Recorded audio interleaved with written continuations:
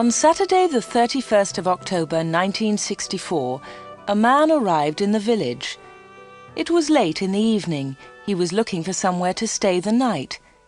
He knocked at a door and a woman opened it. "Good evening, madam," the man said. "I'm sorry it's so late, but can you help me, please? Is there a hotel in this village? I want to stay here tonight." The woman laughed. "A hotel? Here in Wood End? No, sir, I'm afraid there isn't." "What a pity," said the man. "I'm a stranger here and I want to see your village tomorrow." The stranger was very polite. He was tall and had dark hair, and he had strange green eyes. "Perhaps Mrs. Harrison can help you," the woman said. "She has a room. Perhaps you can stay with her. Wait a minute, I'll get my coat and I'll take you there." The woman took the stranger to Mrs. Harrison's house. Mrs. Harrison gave him a room for the night. He was very glad. It was the last night of October, and it was cold. The next day was Sunday. The man looked round the village. He was very interested in the history of the village. He met some of the villagers and asked them their names. But he did not visit the church. That was unusual. The church in Wood End was the most beautiful building in the village. But the stranger was not interested in it. He did not go to church that night with all the villagers. It was the first Sunday evening of November. When the villagers came out of the church, the man had gone. They had all liked him. The ladies had thought he was very good-looking. A few weeks later he came back. It was the first Sunday in December. The villagers were coming out of church. It was cold and dark. "Hello," he said. "I'm back again. It's nice to see you all once more." His next words surprised everyone. "Perhaps you can help me," he said. "I'm looking for a house. I want to buy a house here." "Here?" someone said. "But why here? There's no work in Wood End for a young man. All the young people leave the village. They find work in Lydney, the nearest town." "I'll get a job somewhere," the stranger said. "Perhaps in Lydney." Then one of the villagers told him about old Mr. Smith's house. Mr. Smith had died in the summer. His house was empty. It was for sale. The house was on the corner of Main Street and Church Lane. "I'll ask about the house tomorrow," said the young man. "Perhaps I'll be lucky. Goodbye. I'll see you soon." The villagers watched him leave. They all saw his car. It was very big and luxurious. He looked rich. A few days later, Mr. Smith's house was sold, and in the middle of December the young stranger arrived. He moved into the house and worked very hard. He fixed the roof, he repaired broken windows, he painted and decorated, he changed the whole house. But there was a big surprise for the villagers. On the morning of Monday the 21st of December, they saw a big sign on the front of the house, and on the sign were these words: "The Corner Shop, Proprietor Dave Slatin." The picture sequence from the cinema has finished. You can look at it once more if you want. The villagers could not believe it. A shop in Wood End. Everybody talked about it. There was once a shop in Wood End, but it had closed 20 years ago. Some people wanted the shop, but others did not. The villagers met in the evening in the village hall. Everybody was there. Everybody was interested in the new shop. "The corner shop is a good idea," someone said. "We need a village shop. We won't need to go to Lydney." Then Mrs. Harrison spoke. She liked the stranger, Dave Slatin. "I agree," she said. "A village shop is a good idea. It's too quiet here. Wood End needs a shop." "Nonsense," said Miss Brown. She was the village school teacher. "Lydney is not far away. There are lots of shops there." Soon everybody was shouting. Then Mr. Hart spoke. He was a very big man with a loud voice. "Listen, everybody," he shouted. "We've never had trouble in this village before. We've always been quiet and happy. Now this shop is causing trouble." "Let Mr. Slayton speak," someone said. "It's his shop. Let him speak." "Ladies and gentlemen," said Dave Slayton, "I don't want to cause any trouble. I'm still a stranger in your village. But I want to be one of you. I want to be your friend. I like the people of Wood End." He smiled, and a few people clapped. They liked him. "The corner shop will sell lots of things," he went on. "It will sell food and things for the house. Everything will be cheap, I promise." Everybody was listening carefully. "And I have another idea," he continued. "I'll sell village products." "What do you mean by village products?" asked Miss Brown. "I'll tell you, Miss Brown," he said. "I know that you make beautiful bread and cakes." Miss Brown smiled. Yes, she did make bread and cakes. Everyone knew that. "And you, Mr. Hart, I've seen your flowers. You grow beautiful flowers." Now Mr. Hart smiled. Yes, his flowers were beautiful. Everyone knew about them. "And Mr. Everett makes pots," someone said. "And Mrs. Davis makes dolls," said another voice. "And I do paintings of the village," said old Miss Lucy Gray. "Yes," said Dave, "you can all do something. You villagers are clever. You make lots of things. We can sell them to the tourists. In the summer, Wood End can make a lot of money." "But what about the money?" said Mr. Hart. "How will you pay us?" "That's a good question," said Dave. "And here's the answer. You'll bring your things to me, and I'll sell them for you. I'll keep some of the profit. You'll have the rest." "What a good idea," said Miss Brown. "Yes, I agree," said Mr. Hart. All the villagers agreed. Everyone in the village was happy with Dave Slayton's plan. The corner shop opened on Monday the 4th of January 1965. Soon the shop was busy and Dave needed an assistant. The new assistant in the corner shop was Anna. She started work in late January.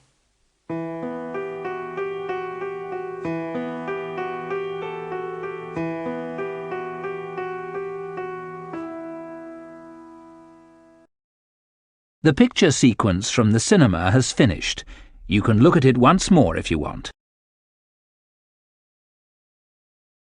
Dave Slayton kept his promises. Things at the shop were good and cheap. "How does he do it?" asked Mrs. Harrison.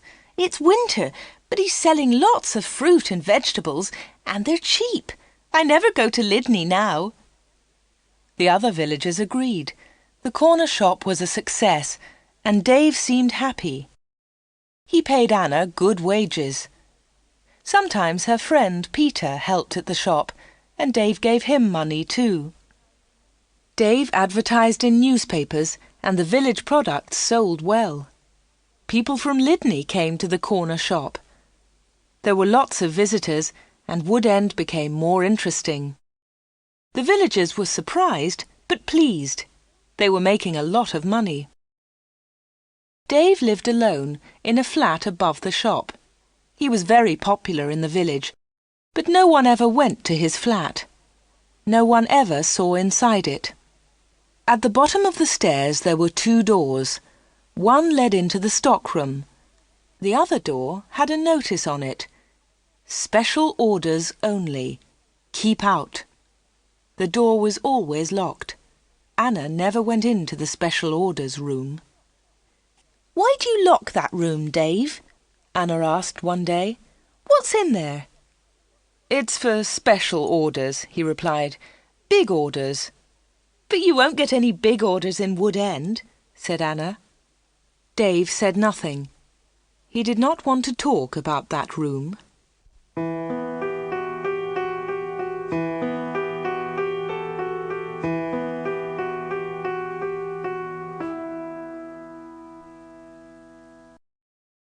The picture sequence from the cinema has finished.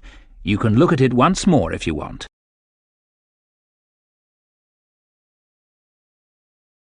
For 3 months, everything was normal.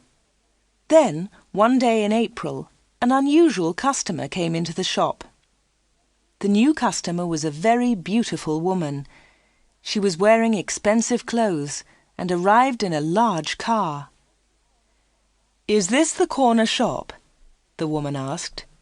She looked round and seemed a little surprised. "Yes," replied Anna. "This is the corner shop. It's the only shop in the village." "I'm looking for Mr. Slayton, the owner of the shop," said the woman. "I think he's upstairs," said Anna. "I'll go and get him. Does he know your name?" "Yes, I think so," was the reply. "Tell him—" The woman stopped. "Tell him Miss Gordon is here, Miss Greta Gordon." Anna was amazed. "Are you Greta Gordon, the film star?" "Yes, that's right." The woman smiled, but she was nervous. "Wait a minute," said Anna. "I'll tell Mr. Slayton that you're here." Anna ran to the bottom of the stairs and called, "Dave! Dave! There's someone to see you!" "Who is it?" asked Dave from upstairs. "Miss Greta Gordon!" shouted Anna. "It's Greta Gordon, the film star!" "I'm coming," he said, and he came down immediately. "I'm pleased to meet you, Miss Gordon," he said. "Good morning," said Greta Gordon. She and Dave shook hands. She had beautiful hands, and she was wearing beautiful diamond rings. Anna had never seen so many diamonds before. Miss Gordon looked round.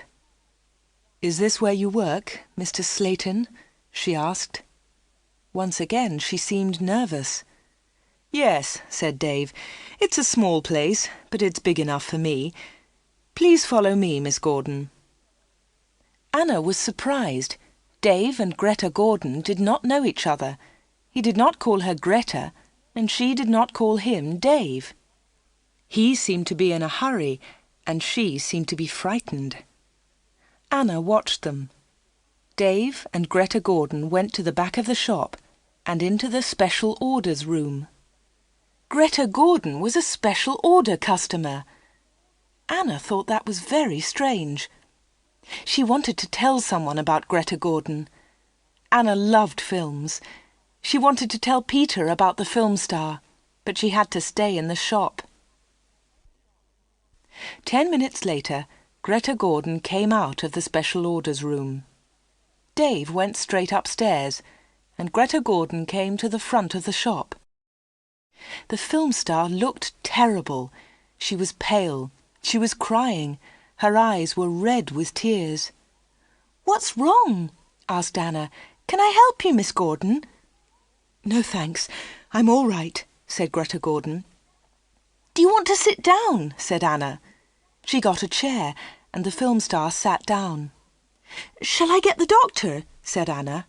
"No, no," said Greta. "Please tell no one about my visit here. Please tell no one." Anna was disappointed. She wanted to tell everyone about Greta Gordon.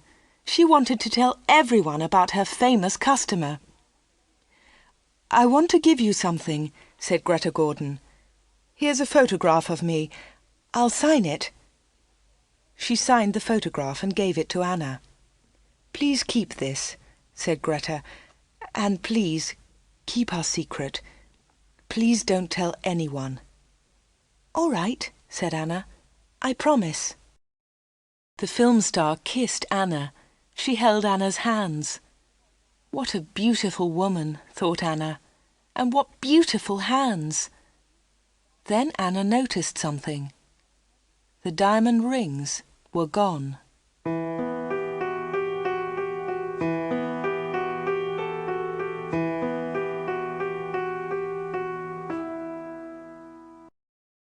The picture sequence from the cinema has finished. You can look at it once more if you want.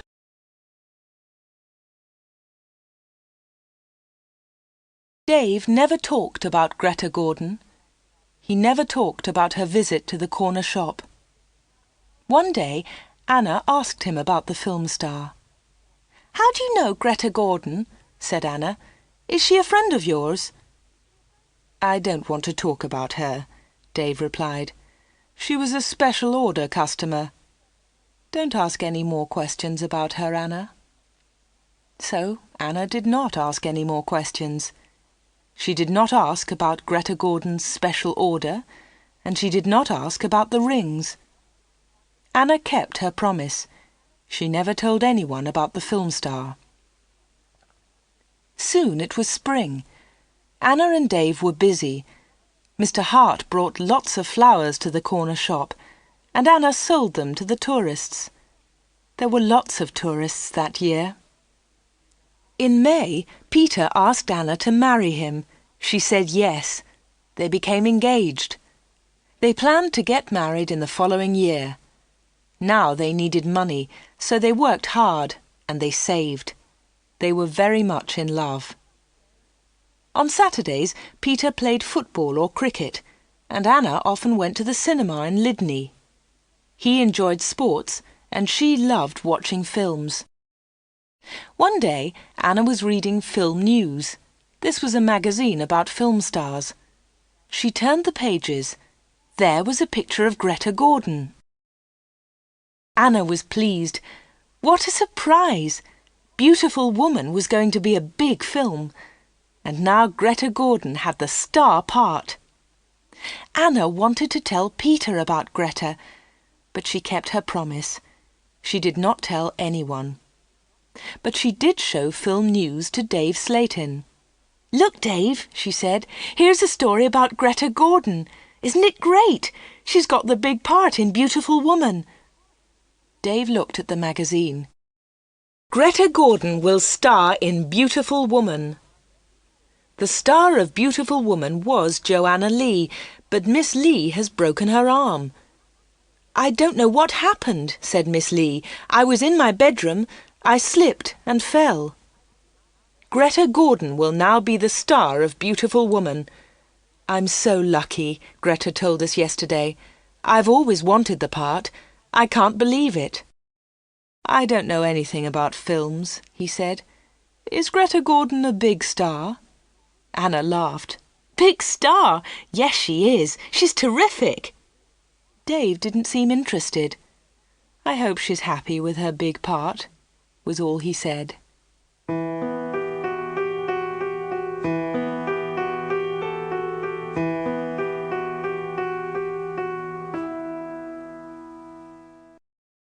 The picture sequence from the cinema has finished.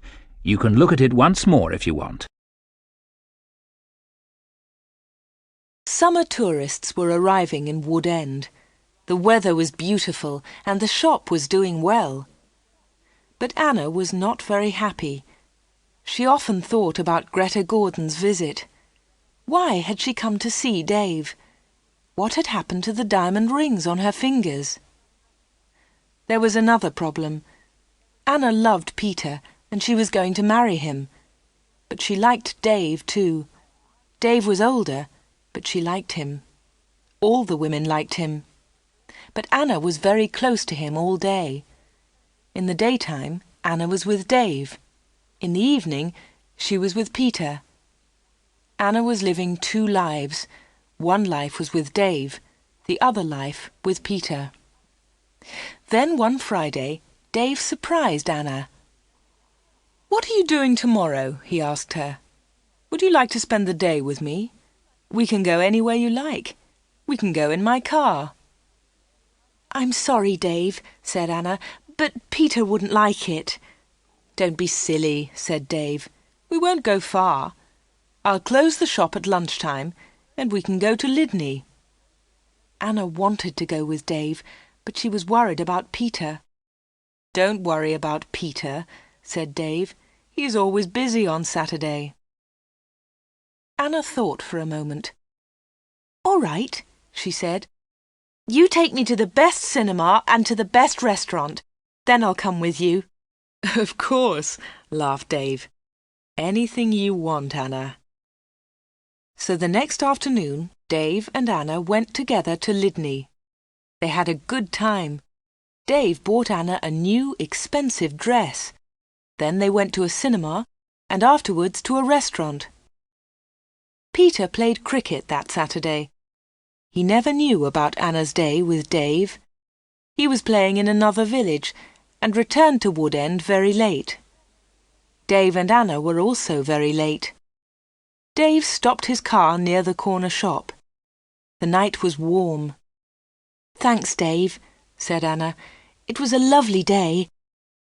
"I enjoyed it too," said Dave. He put his arm round her shoulders and kissed her. It was a quick kiss, but for Anna, it was wonderful.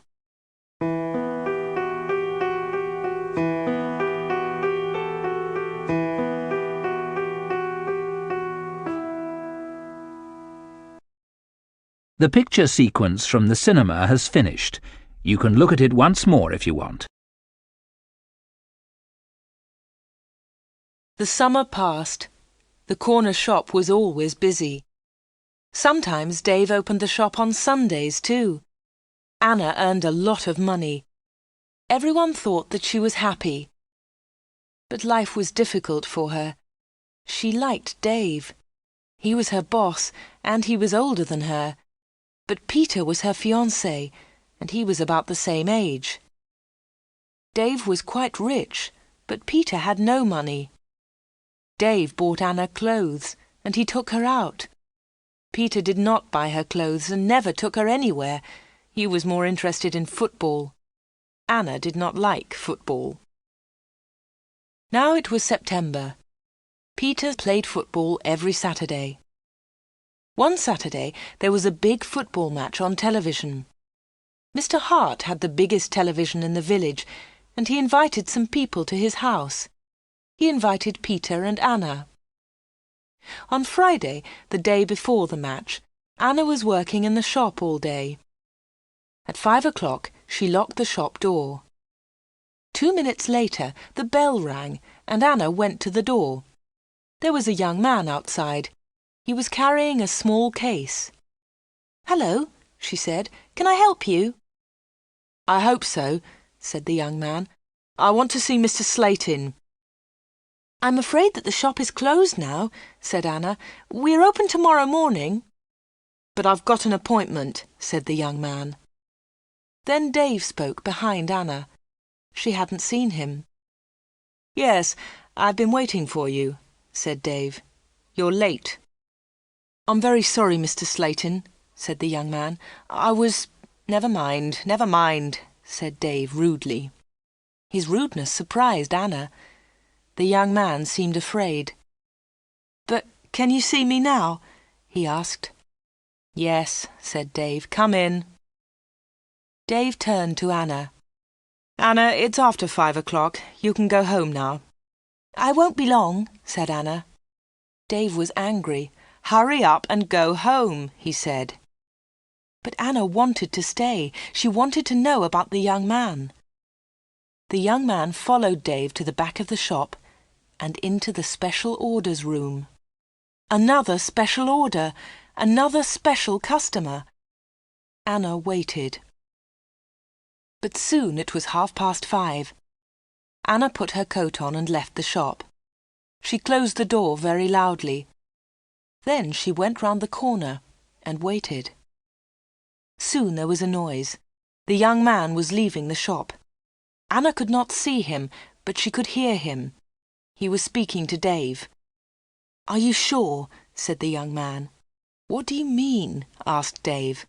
"Is this the only way?" said the young man. "Yes, it is," said Dave. "Don't worry, everything will be all right. Goodbye." Anna heard the shop door close. She came round the corner and saw the young man. He was walking quickly to his car. Anna noticed immediately that he was not carrying his case. She followed him. "Excuse me," she said, "you've forgotten something. You've left something behind." The young man turned round. Anna stopped. Suddenly she was frightened. The young man's face was white. It was white with fear. "Please go away," said the young man. "Leave me alone. I want to go home. Leave me alone." He got into his car and drove off. Anna stood in the street and watched him. She was thinking. Why had the young man come to the corner shop? What was his special order? And why had he left his small case with Dave Slate in? The picture sequence from the cinema has finished. You can look at it once more if you want.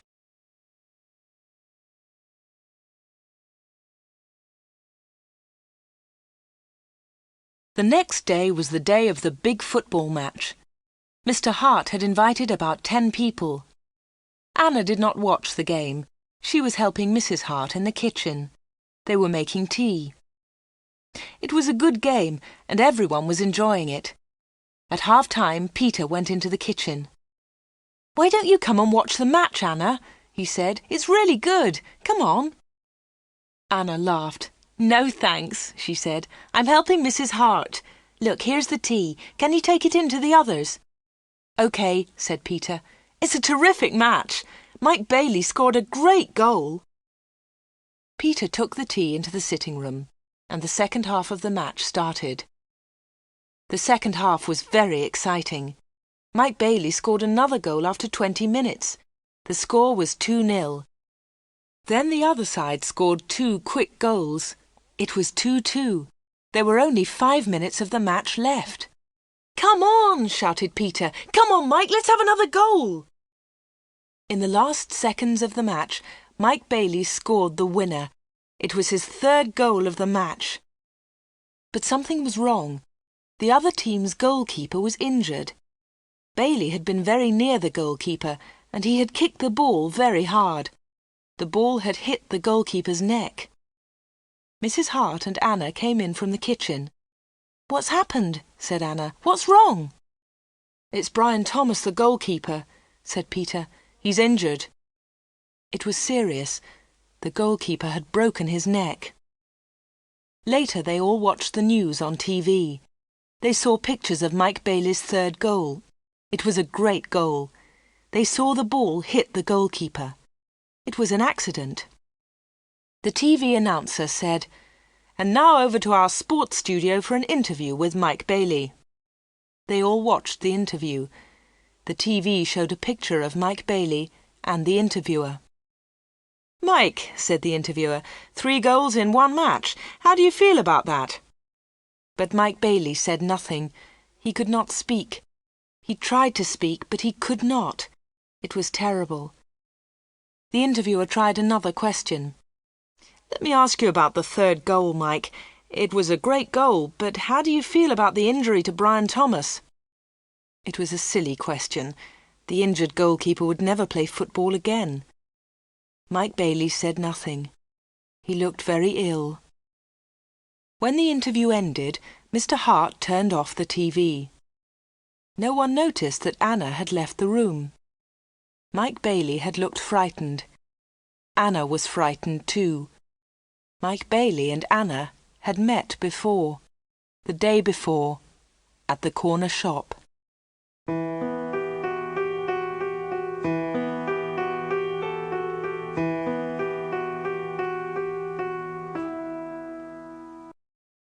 The picture sequence from the cinema has finished.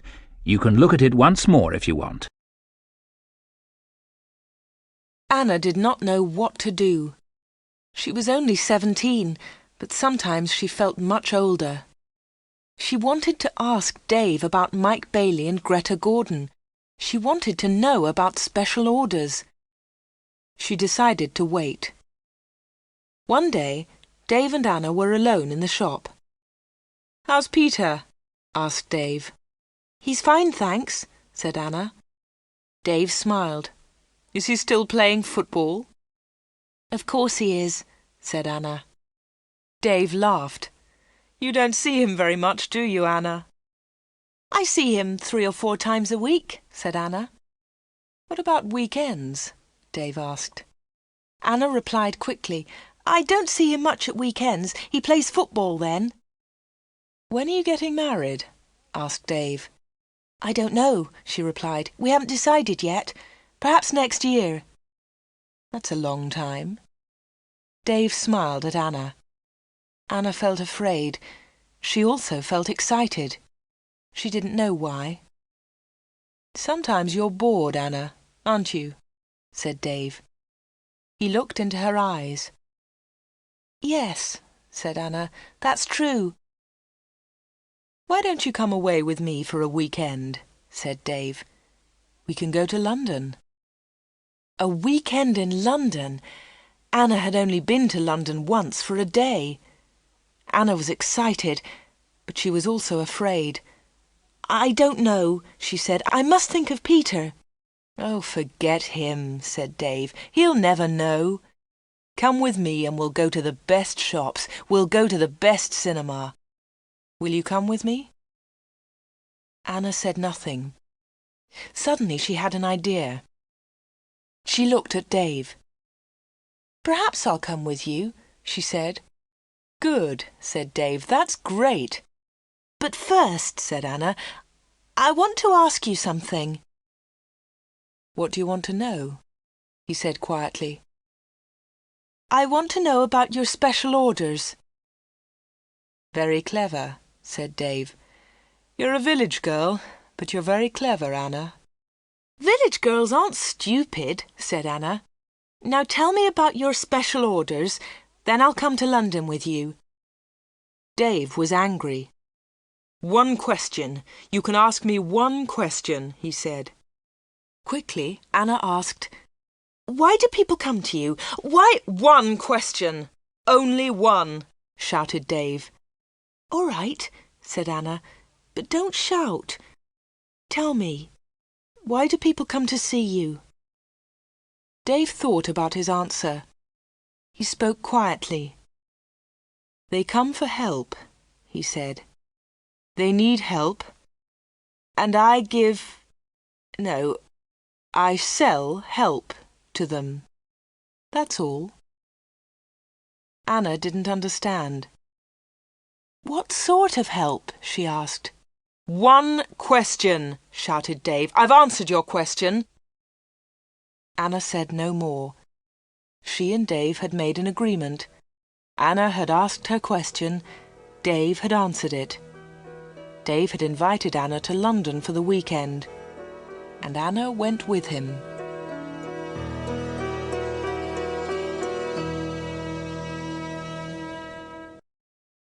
The picture sequence from the cinema has finished. You can look at it once more if you want.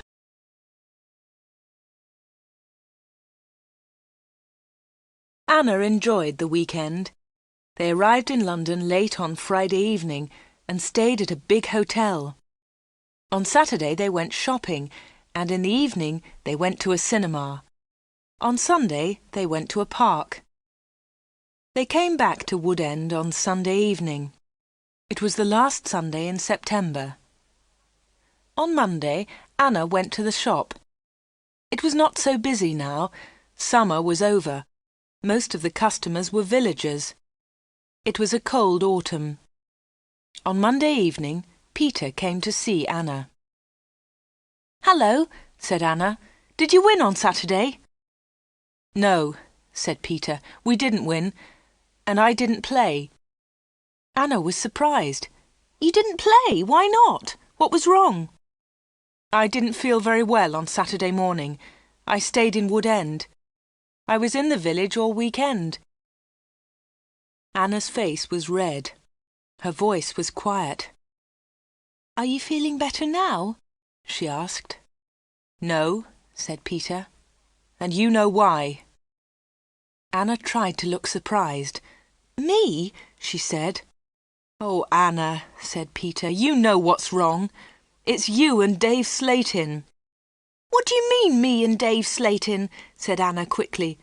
"You went away with him on Friday evening. Someone saw you in Dave's car." Anna tried to explain. "Oh, it's nothing," she said. "Dave and I went—" "Shut up," said Peter. "I don't want to know, Anna. Don't talk about it." "But Peter," said Anna. Peter didn't listen. "I know he's got a lot of money. He can take you to places. He's from a big city. I'm a poor village boy, Anna. But you must choose. You must choose between Dave and me. You can't have both of us." "I know that, Peter," said Anna, "and I don't want both of you. But listen, Peter, I want to tell you about Dave. There's something very strange about him." "Dave, Dave, Dave," Peter shouted. "You talk about him all the time. I don't want to hear his name again." Peter turned round and walked out of the room. He left Anna's house. Now Anna was alone. She was very unhappy. She wanted to talk to Peter. She wanted to tell him about Dave. She wanted to tell him about Greta Gordon and about Mike Bailey. But Peter had left her.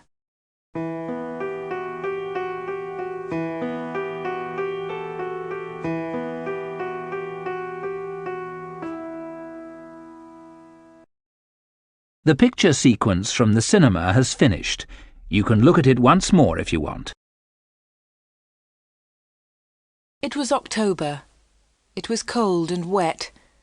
Anna was not very busy at the shop. She was very unhappy. She was a different girl. She seemed older. She didn't go out much. She looked ill. Most of the villagers knew that Anna had quarrelled with Peter.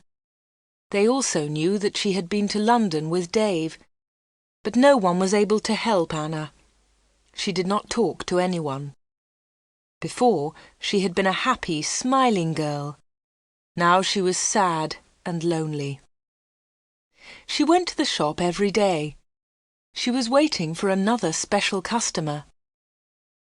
Anna did not wait long. It was the middle of the month. Anna was alone in the shop. It was almost lunchtime. A middle-aged gentleman came in. He was a big man with a very large moustache. He was well dressed, and he was carrying a large briefcase. "Good morning, miss," he said politely. "Good morning, sir," said Anna. "Can I help you?" Anna was very polite too. She was interested in this man. "I'm looking for Mr. David Slatin," said the man. Anna smiled. "Are you a salesman?" she asked. She knew that he was not a salesman. He didn't look like a salesman, but she wanted to talk to the man. The man smiled. "Yes, I am a salesman," he said. That was not true. Anna knew that the man was lying. Then she said, "Perhaps I can help you, sir. I usually speak to the salesman." She looked at the man's case. It had the letters ARICS printed on it. "Thank you," said the man very politely, "but I have a private appointment. I have come from London, and I must see Mr. Slatin." "I'm sorry," said Anna. "He's very busy at the moment, but I'll tell him you're here. What's your name, please?" The man smiled. "Roberts," he said. "Arthur Roberts." Anna went to the back of the shop. Dave was coming down the stairs. "There's a man in the shop," said Anna. "He wants to speak to you." "Thanks," said Dave, and he went to the front of the shop. "Good morning, Mr. Reisman," said Dave. "I'm pleased to meet you." Anna listened. Reisman! The man's name was Reisman, not Roberts. What a liar! The man did not look at Anna. "I'm pleased to meet you, Mr. Slatin," the man said. "Please come with me," said Dave. Mr. Reisman followed Dave. They went into the special orders room. A minute later, Dave came out. He came to the front of the shop. "It's lunchtime, Anna," he said. "You can go home now." "Thanks, Dave," said Anna. "I'm going in a few moments." Dave went back to the special orders room. Anna did not leave the shop. She waited. Anna wrote down the letters ARICS. She understood AR, Arthur Reisman, but she did not understand ICS. At 1:30, Anna heard noises. Mr. Reisman was leaving. Dave was talking. "Thank you, Mr. Reisman," said Dave. "And thank you," said Mr. Reisman. "You have helped me a lot." "Good," said Dave. "Goodbye, Mr. Reisman. My assistant isn't in the shop, but you can open the door. Goodbye." Dave went upstairs, and Mr. Reisman came into the front of the shop. Anna was sitting quietly in a corner. "Oh," said Mr. Reisman, "I thought you had gone home." "No," she said. "I decided to have lunch in the shop today." Anna and Mr. Reisman looked at each other. They didn't like each other. There was silence. Anna spoke first. "Would you like to buy some bread, Mr. Roberts?" she said. "Reisman. My name is Reisman," said the man. Anna smiled. "I'm so sorry," she said. "Would you like to buy some homemade bread, Mr. Reisman?" "It looks delicious," said Mr. Reisman. He was very polite again. "Yes, I'll take some, please. My wife will love it." "Here you are," said Anna. She put the bread in a bag. Then she said, "You can put it in your briefcase." "My briefcase?" said Mr. Reisman. "I haven't got a briefcase." "I think you've forgotten it," she said. "I'll go and get it for you." Anna moved towards the back of the shop. Mr. Reisman stepped in front of her. He held her wrists. He was very strong. "Listen to me," he said. "I don't want that briefcase. Leave it there." "All right," said Anna. "Please let me go. You're hurting me." Mr. Reisman let go of Anna and turned towards the door. He left the shop hurriedly. He hadn't taken his bread with him. Anna watched Mr. Reisman leave. Her hands were still hurting 5 minutes later.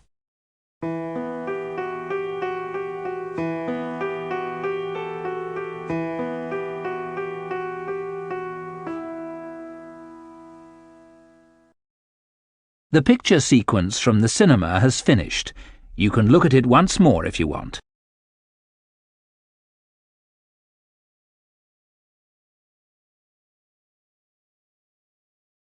Anna waited for some news about Mr. Reisman. She remembered Greta Gordon. The film star had visited the corner shop. Later there was news about her in a magazine. Mike Bailey had visited the corner shop too. Later there was a lot of news about him on TV. And now Mr. Reisman had visited the corner shop. Anna was waiting for some news about him. All 3 visitors had been special customers. They had all seen Dave. They had all been in the special orders room. And they had all left something with Dave. Greta Gordon had left her diamond rings. Mike Bailey had left his case. Mr. Reisman had left his briefcase. Anna wanted to find out more about the 3 special customers. She thought about Mr. Reisman. His case had the letters ARICS on it. She understood AR, but what was ICS? Perhaps Mr. Reisman was a businessman and ICS was his company. Anna looked in the newspapers, but she didn't find anything about ICS. She read the magazines. She listened to the radio. She watched TV. But there was nothing about ICS. Anna heard nothing. She saw nothing. Then she had an idea. She decided to go to London and find Arthur Reisman. It was a Friday. Early in the morning she left a note for Dave. She took the note to the shop. "Dear Dave," it said, "sorry I can't come in today. I'm going to Lydney. I'm buying some things for my wedding. Anna." The note did not tell the truth, but Anna didn't care. Anna took a bus to Lydney and then caught a train to London. She got to Paddington Station at midday. She got off the train and looked for a telephone box. The telephones were near to the entrance to the station, but the boxes were all full. She stood and waited. Then Anna saw the letters ICS. There they were. They were on a huge advertisement. Anna had found the answer to her problem. International Computer Services. ICS. Perhaps that was Mr. Reisman's company. Soon one of the phone boxes was empty. Anna rang the number, 222-8959. "ICS, can I help you?" said a woman's voice. "Yes, please," said Anna. "I want to speak to Mr. Reisman, Mr. Arthur Reisman. I think he works at ICS." The woman laughed. "Works here? Yes, he does," she said. "He's the vice chairman of the company. Wait one moment, please. I'll get his secretary." Then there was another woman's voice on the phone. "Mr. Reisman's secretary, can I help you?" "Yes, please," said Anna. "I'd like to speak to Mr. Reisman." "Who's calling, please?" said the secretary. "Mr. Reisman doesn't know my name," Anna replied. "Is Mr. Reisman expecting your call?" the secretary asked. "No, he isn't," said Anna. "I'm afraid he can't speak to you now," said the secretary. "He's at a meeting now, and he's flying to Switzerland in an hour's time." "But I must speak to him for a few minutes," said Anna. The secretary became annoyed. "That's impossible," she said, "but I can take a message." "No, thanks," said Anna. "I'll call again next week. Will Mr. Reisman be back then?" "Yes, he will," replied the secretary. "Goodbye." And she put the phone down. Anna had found Mr. Reisman's company, but she hadn't spoken to him. Anna spent the afternoon in London. She went to see a film. Then she had tea in a small cafe near Paddington Station. Her train left London at 6:30. She bought an evening newspaper and got on the train. Anna was tired, but she felt happy. After a few minutes, she looked at her newspaper. Anna was waiting for some news. There it was, on the front page. "Private plane crash near London. 6 dead, all from ICS.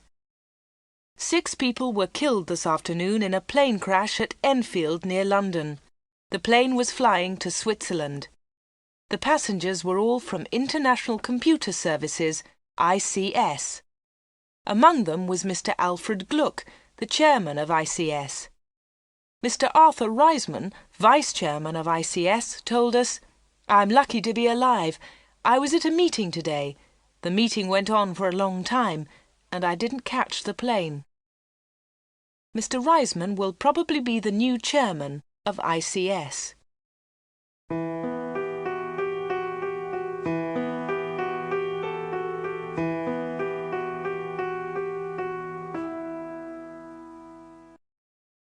The picture sequence from the cinema has finished. You can look at it once more if you want. Anna got home about 10 o'clock. She turned on the radio and listened to the news. The chairman of ICS was dead, and Mr. Reisman was the new chairman. Anna didn't sleep that night. She was thinking about Dave Slayton and the special orders. What were they? What was Dave Slayton doing in that room? On Saturday morning she went to the shop. Dave said nothing to her. He was angry because Anna had not worked on Friday.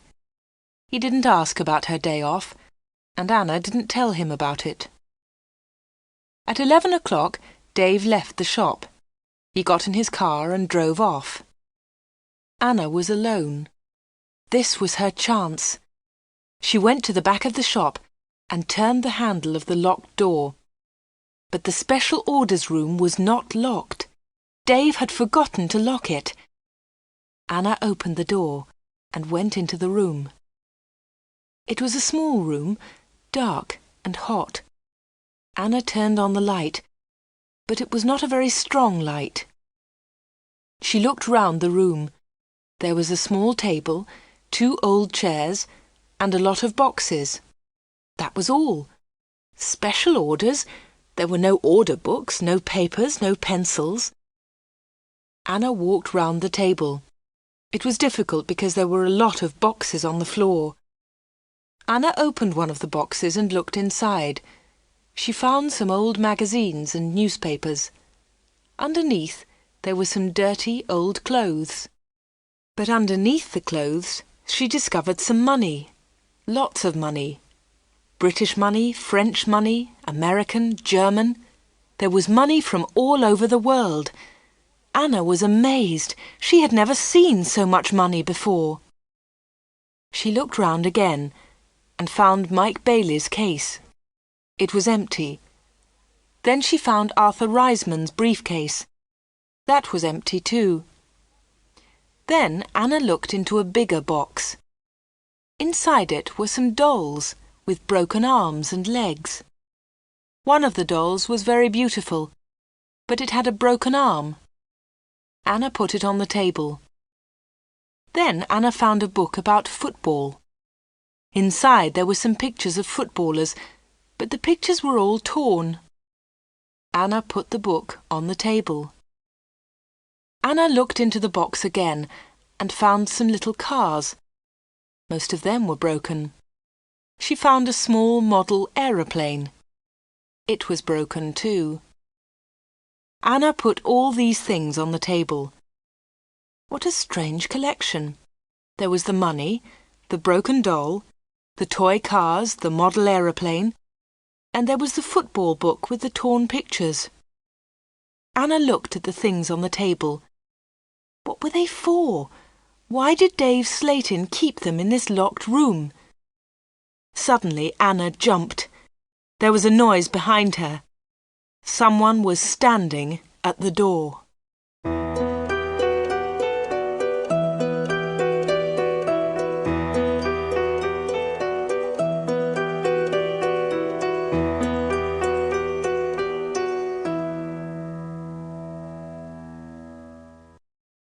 The picture sequence from the cinema has finished. You can look at it once more if you want. "What about the diamond rings?" said a voice. It was Dave Slayton. He was laughing. "I left the door open for you," he said. "I wanted you to go into this room this morning." Anna was frightened, but she tried not to show her fear.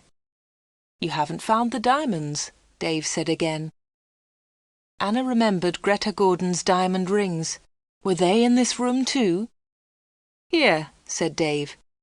He came into the room and picked up an old box. He took out the rings and threw them on the table. "They aren't yours," said Anna. "They belong to Greta Gordon." "They belong to me," laughed Dave. "She gave them to me." "But why?" asked Anna. "Why? Why did Greta Gordon give you those diamonds? And all this money? Who gave you the money?" "My special customers," said Dave. "My special customers gave me the money. It's mine now." "Mike Bailey and Mr. Reisman gave you all this money?" asked Anna. "Yes," said Dave. "You have seen some of my special customers, not all of them." "But why do they come?" Anna asked again. "These people come to me for help," replied Dave Slayton. "I help them, and they pay me." "But how do you help them?" asked Anna. Dave Slayton picked up the beautiful doll with the broken arm. "Do you remember Joanna Lee?" he asked Anna. Anna thought for a moment. "Joanna Lee?" she said. "Yes, of course I remember her. She's the actress who broke her arm. Greta Gordon got her part." "That's right," said Dave Slayton. "This doll is Joanna Lee." Anna felt more afraid. What kind of man was Dave Slayton? Dave Slayton pointed to a torn photograph in the football book. "Who's that, Anna?" he asked. Anna remembered the face. She had seen it on TV. "Brian Thomas," she replied. "He's a goalkeeper." "He was a goalkeeper," said Dave Slayton. Anna was terribly frightened now. Dave Slayton was an evil man. Dave Slayton moved close to Anna. He picked up the broken aeroplane. "And what do you think this is?" he asked Anna. Anna knew the answer, but she was too afraid to speak. Dave Slayton took Anna's arm and held it tightly. Anna tried to move away. Dave Slayton laughed and held Anna more tightly. "Listen, Anna," he said quietly. "I want you. I need you. Marry me, Anna. Don't marry Peter. Marry me." "No, no," she cried. "Let me go! Let me go!" "But Anna, you still don't understand," said Dave Slayton. "I have strange powers. I can give you everything you want." He looked into Anna's eyes. "And my children will have these powers too," he continued. I will give you money and diamonds. And you, Anna, you will give me children." Anna was terrified now. She kicked Dave Slatin very hard, and he let go of her hand. Anna moved quickly. She ran out of the special orders room, through the front of the shop, and out onto the street. She ran all the way home.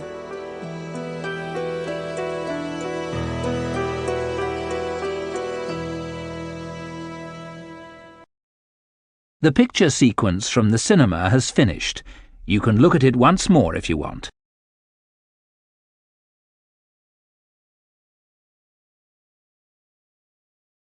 When Anna got home, she felt terrible and went to bed.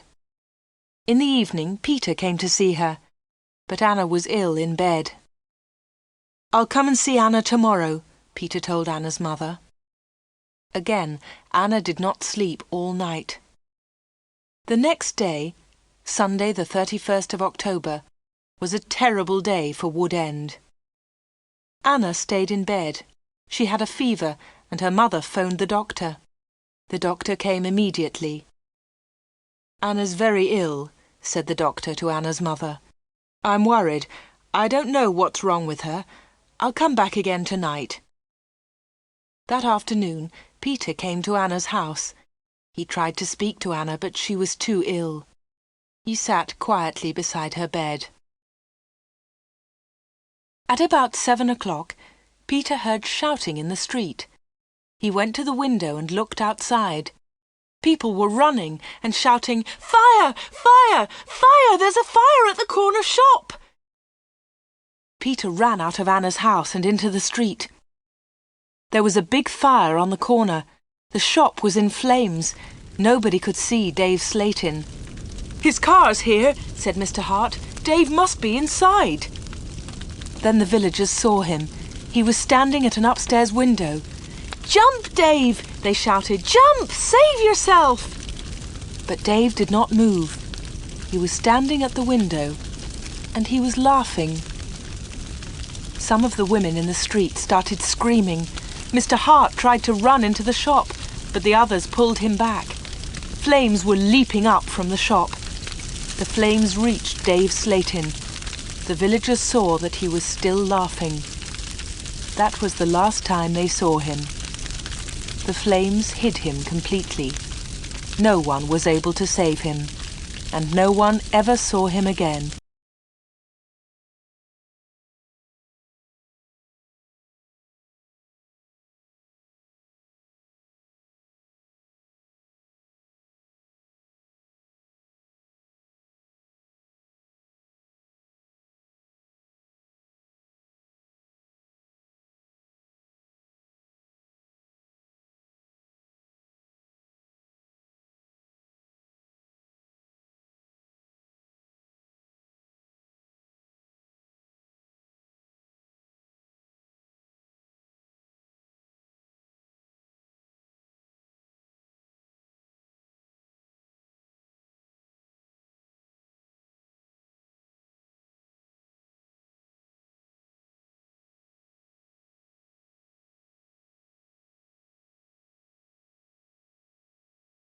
The picture sequence from the cinema has finished. You can look at it once more if you want.